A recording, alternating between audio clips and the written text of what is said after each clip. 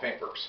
I want to explain a couple things to you that we hear commonly across some of the internet boards and some questions that we get from people like yourself that are spraying products for the first time, or you've really been spraying a few months.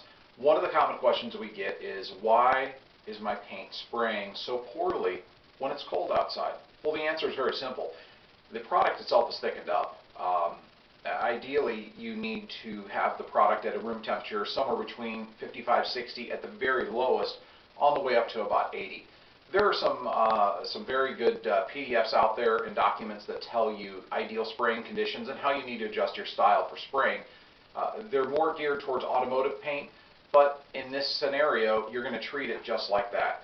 So I'm going to show you two different products, not really products here, but as an example of what is the fundamental difference between it. Now, I'm using your typical maple syrup that you can buy at Walmart, but this is a great example of how temperature can really change things. So here we have more room temperature maple syrup, and here we have colder maple syrup, which is going to mimic what you guys are feeling in the wintertime in the north and the Midwest and certain areas.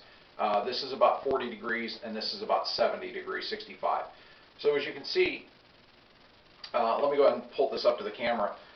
If you see here, see the viscosity of this, how it's nice and fluid and moving. And you see the viscosity of this one, it's very slow moving. I don't know if you can see that, I'm hoping you can. But this gives you an idea as far as viscosity.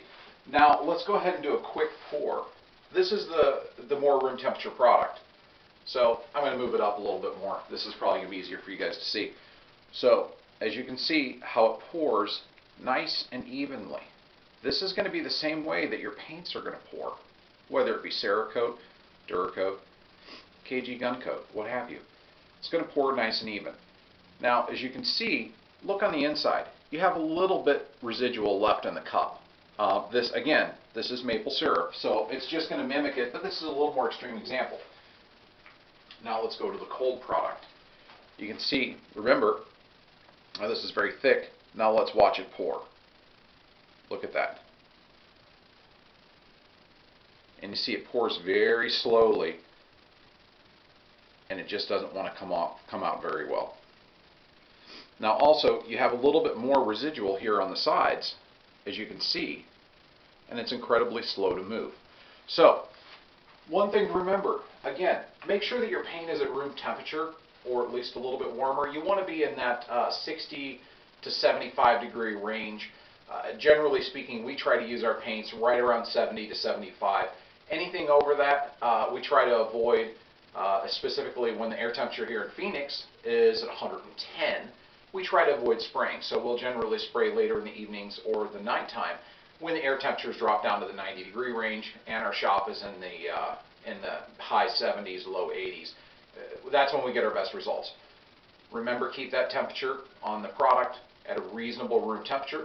Too hot, too cold, it's going to impact your spraying. Your sweet spot, again, is somewhere between 65 and 85 degrees. That's where ideally you're going to want to spray. Higher humidity, you're going to have a little bit of a different spray temperature. Lower humidity, you're also going to have a different spray temperature. So humidity in your environment, everything plays into role when it comes down to spraying. Just remember that. There's some key tips. Have a good one.